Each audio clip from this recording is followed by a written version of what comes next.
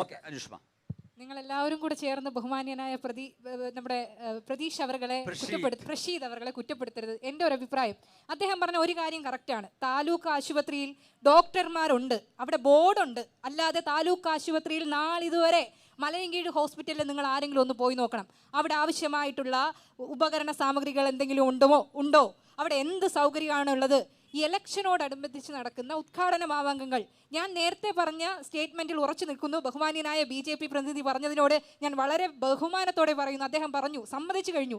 കാട്ടാക്കട താലൂക്ക് എന്ന ഒരു സ്വപ്ന തുല്യമായ പദ്ധതിയിൽ നിന്ന് ആവിഷ്കരിച്ച വികസന പ്രവർത്തനങ്ങൾ മാത്രമാണ്. കാട്ടാക്കട നഗരവികസനത്തിന്റെ കാര്യമാണ് പറഞ്ഞത്. ഈ കാട്ടാക്കട എൻ്റെ ചുറ്റും ഇരിക്കുന്ന എല്ലാവർക്കും അറിയാം. കഴിഞ്ഞ 10 വർഷമായിട്ട് ഞാൻ ഒരു 6-7 ഫ്ലെക്സ് ബോർഡുകൾ കണ്ടിട്ടുണ്ട്.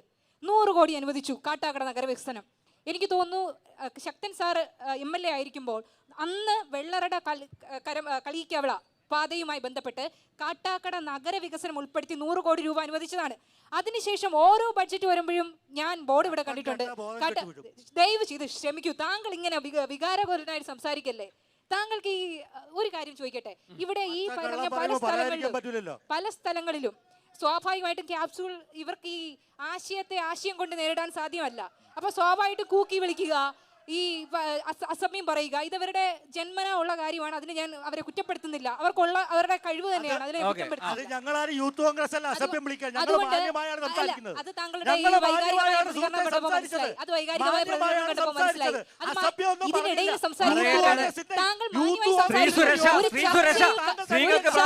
കാണിക്കേണ്ട മാന്യമായ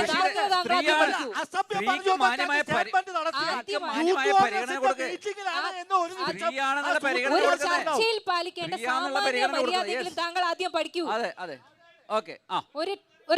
ഒരൊറ്റ കാര്യം ഞാൻ പറയട്ടെ. ഒരു 6-7 ഫ്ലെക്സ് ബോർഡുകൾ ഈ കഴിഞ്ഞ 10 കൊല്ലത്തിനിടയിൽ ഞാൻ കണ്ടിട്ടുണ്ട്. ഓരോ ബഡ്ജറ്റ് വരുമ്പോഴും 100 കോടി നഗരവികസനം അനുവദിച്ച അഡ്വക്കേറ്റ് IV സതീഷിന് അഭിവാദ്യങ്ങൾ. ഈ 100 കോടി ഞാൻ കഴിഞ്ഞ ഒരു 10 വർഷമായിട്ട് ഇവിടെ കാണുന്നു. ഇലക്ഷൻ അടുത്ത സമയത്ത് 19+1 വന്നതിന് ശേഷം അത് ഇവിടെ 3 പേർക്ക് തുക വിതരണം ചെയ്തില്ല. അതിൻ്റെ അവാർഡ് നോട്ടിഫിക്കേഷൻ 3 പാവപ്പെട്ടവരെ വിളിച്ച് കൊടുത്തു മാത്രമേ ചെയ്തിട്ടുള്ളൂ. ഇവിടെയുള്ള വ്യാപാരി വ്യവസായി സുഹൃത്തുക്കളോട് നിങ്ങൾ അന്വേഷിച്ച് നോക്കണം. കാട്ടാക്കടയിൽ ഒരു നല്ല ദിവസം വന്നാൽ, ഓണം വന്നാൽ, ക്രിസ്മസ് വന്നാൽ നമുക്കിവിടെ പോകാൻ പറ്റില്ല. അത്രമാത്രം ഗതാഗത കുരുക്ക് വരുന്ന ഈ സാഹചര്യത്തിൽ കഴിഞ്ഞ 10 വർഷമായിട്ട് ഇവർക്ക് നടപ്പിലാക്കാൻ കഴിയാത്ത നഗരവികസനത്തിന്റെ പേരും പറഞ്ഞാണ് 100 കോടി. ഈ 100 കോടി കാറ്റിൽ പാറി പറന്നൊന്നും ഞങ്ങൾക്കറിയില്ല.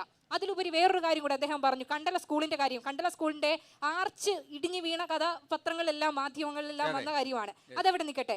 കേവലം 1980കളിൽ നമ്മുടെ എല്ലാം സ്കൂളുകൾ എങ്ങനെയായിരുന്നു? പരമ്പും പായയും ഓലയൊക്കെ ആയിരുന്നു. 90 അത് മാറി. സ്വാഭാവികമായിട്ടും സാങ്കേതിക വിദ്യ വികസിപ്പിക്കുന്നതിനനുസരിച്ച് നിർമ്മാണ പ്രവർത്തനങ്ങളിൽ വ്യത്യാസം വരും.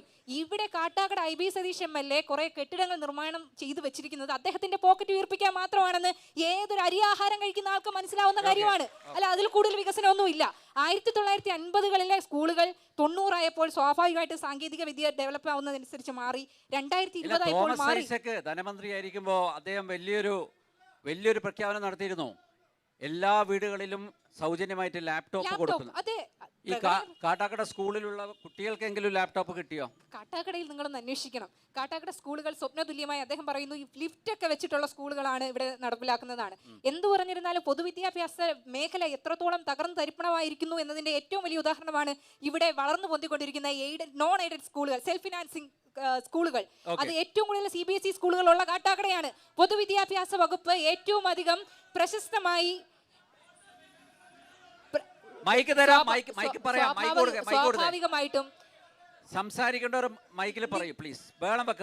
സ്വാഭാവികമായിട്ടും പൊതുവിദ്യാഭ്യാസ മേഖല ഏറ്റവും മുൻനിരയിലെന്ന് പറയപ്പെടുമ്പോൾ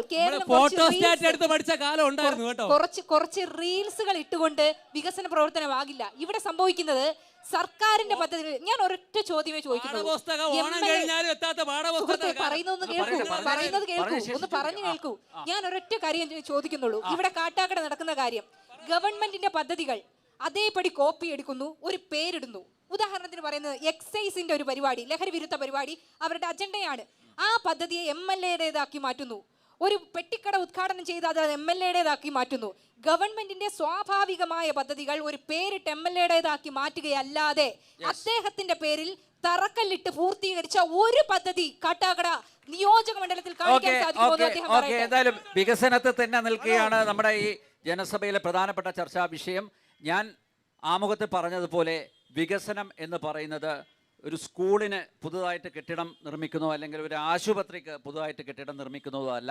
ആ വികസനം അനുഭവവേദ്യമാകുന്നത് ഈ നാട്ടിലെ വോട്ടർമാർക്കാണ്, ഈ നാട്ടിലെ ജനങ്ങൾക്കാണ്. അതുകൊണ്ട് അനുഭവത്തിൻ്റെ വെളിച്ചത്തിലാണ് പറയേണ്ടത്. ഈ നമ്മുടെ IB സതീഷ് കൊണ്ടുവന്ന, കാട്ടാക്കട MLA കൊണ്ടുവന്ന ഈ വികസനം ഞങ്ങളിതാ നെഞ്ചോട് ചേർക്കുന്നു. അങ്ങനെ പറയാൻ മാത്രം എന്തെങ്കിലും ഉണ്ടോ? ഒരുപാട് കാര്യങ്ങളുണ്ട് സാർ, ഇവിടെ പറയാം. ഒരു മിനിറ്റ് ഇവിടെ ഒരുപാട് കാര്യങ്ങൾ അനുഷ്ബാജ് ബഷീർ പറഞ്ഞെടുത്ത് തുടങ്ങാം. നിങ്ങൾ ഇവിടെ അങ്ങോട്ടൊന്ന് കയറുക, ഒരു 200 മീറ്ററേ ഉള്ളൂ. അവിടെ ഒരു ടൗൺ ഹാൾ വരുന്നുണ്ട്.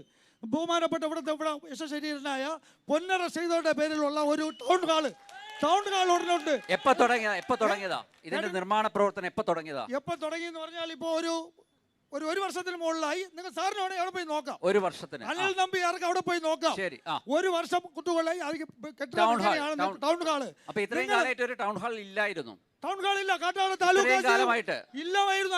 സത്യമാണ്, ഇല്ലായിരുന്നു. കേരളം ഇത്രയും കാലം ഭരിച്ചതാരാ? നിങ്ങൾ സാർ ഇതിന് റേറ്റ് കൂട്ടി. ഞാൻ അതല്ലേ ചോദിക്കുന്നത്. താങ്കൾ പറഞ്ഞത് 1 വർഷം മുമ്പാണ് ടൗൺ ഹാൾ നിർമ്മാണം എന്നുള്ളത്. കേരളം ഇത്രയും കാലം ഭരിച്ചതാരാ?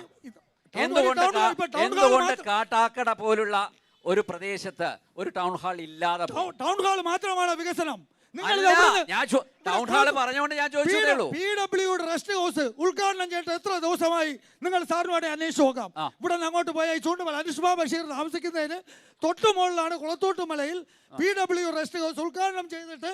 PWD റെസ്റ്റ് ഹൗസ് കൊണ്ട് ജനങ്ങൾക്ക് വലിയ പ്രയോജനമില്ല. എന്തുകൊണ്ട് പ്രയോജനമില്ല? ഒരുപാട് പ്രയോജനങ്ങളുണ്ട്.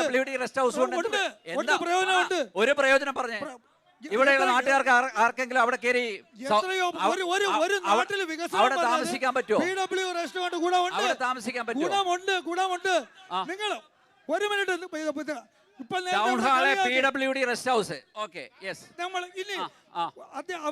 നമ്മൾ അനുഷ്ബാ ബഷീർ എന്നെ കളിയാക്കി കുളത്തുമ്മൽ സ്കൂളിനെ പറ്റി. ഞാനും കുളത്തുമ്മൽ സ്കൂളിലെ പൂർവ്വ വിദ്യാർത്ഥിയാണ്.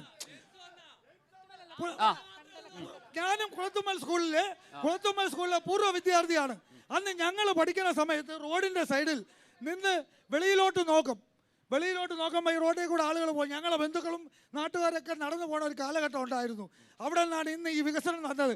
അപ്പോൾ ഒരു ചോദ്യം, അനുഷ്ബാ ബഷീർ നേരത്തെ പറഞ്ഞു നിർത്തി 90, 2000, 80 എന്ന് പറഞ്ഞു.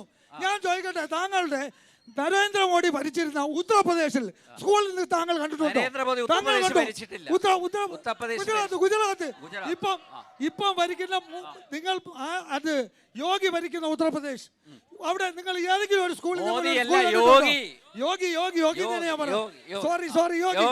യോഗി ഭരിക്കുന്ന ഉത്തർപ്രദേശിൽ നിങ്ങൾ ഇതുപോലെ ഒരു സ്കൂളിന് സാറിന് കാണിച്ചു തരാൻ പറ്റുമോ? നിങ്ങൾ വികസനത്തിന്റെ കാര്യം പറയണത് കാണൂല. നിങ്ങൾ കാണൂല.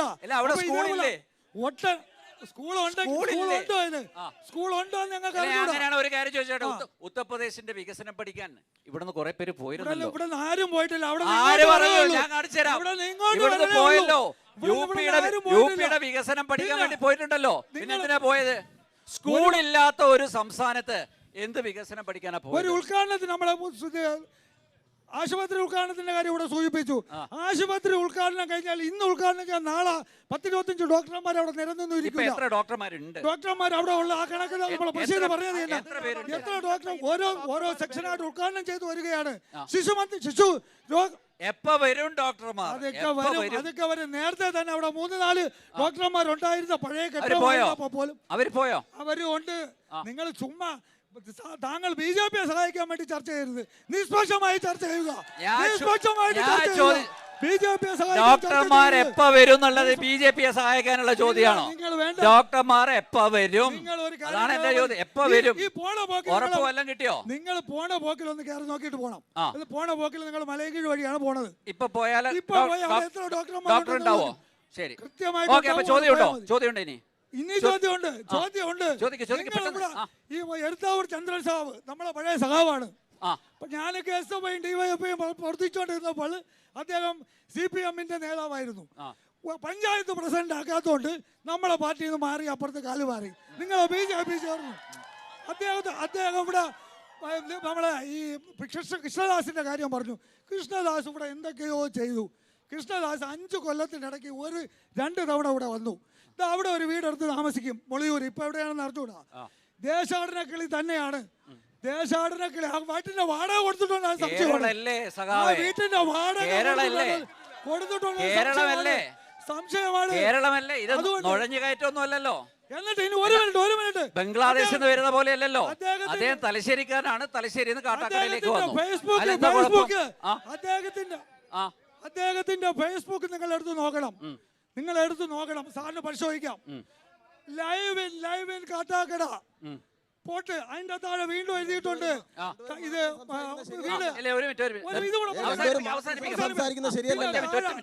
താഴെ എഴുതിയിട്ടുണ്ട് live in Kattakada Thalassery India. എവിടെയാണ് ഇവിടെ? കാട്ടാക്കടയിൽ തലശ്ശേരി ഇരിക്കുന്നു, അല്ലെങ്കിൽ തലശ്ശേരിയിൽ അവിടെ കാട്ടാക്കട ഇരിക്കുന്നു. തലശ്ശേരി കേരളത്തിലല്ലേ? തലശ്ശേരി കാട്ടാക്കടയാണോ? തലശ്ശേരിയെ കുറിച്ച് കുറ്റം പറയരുത്. തലശ്ശേരിയെ കുറിച്ച് കുറ്റം പറയരുത്. മുഖ്യമന്ത്രി പിണറായി വിജയന്റെ നാടാണ്.